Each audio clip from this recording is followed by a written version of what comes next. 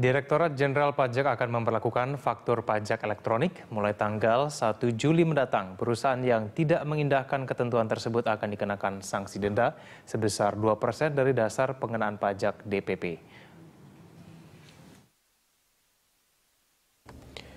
Penggunaan faktur pajak elektronik mulai diwajibkan kepada perusahaan kena pajak di Jawa dan Bali mulai 1 Juli 2015.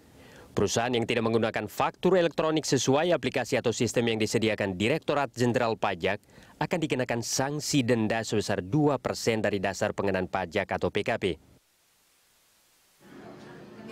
E-faktur yang wajib dipakai pun tidak sembarang e-faktur, tetapi hanya e-faktur yang dibuat melalui aplikasi atau sistem elektronik yang ditentukan dan atau disediakan oleh Ditjen Pajak. Tidak hanya itu, perusahaan kena pajak yang ingin menggunakan aplikasi e-faktur pun harus memiliki sertifikat elektronik yang diterbitkan Ditjen Pajak.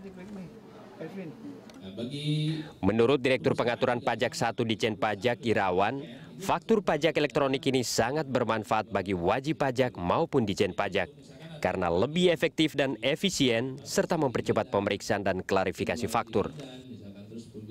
Wajib pajak tidak perlu lagi tanda tangan basah. Yang kedua, tidak perlu lagi cetak faktur karena elektronik kan. Sehingga apa? Manfaatnya bagi wajib pajak ini biayanya lebih murah, lebih rendah ya. Biaya kepatuhannya lebih rendah. Dia tidak perlu lagi nyetak, tidak perlu tanda tangan, tidak perlu hire orang lagi untuk mengurusin masalah faktur gitu ya. Untuk masalah pemeriksaan juga lebih sederhana nanti.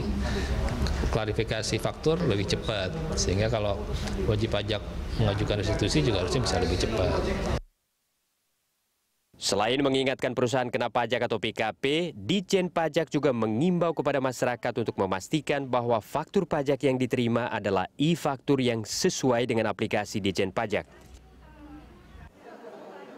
Validasi pembeli atau penerima barang itu penting untuk memastikan bahwa pajak pertambahan nilai atau PPN dan pajak penjualan atas barang mewah atau PPNBM yang telah dibayar ke perusahaan kena pajak itu masuk ke kas negara.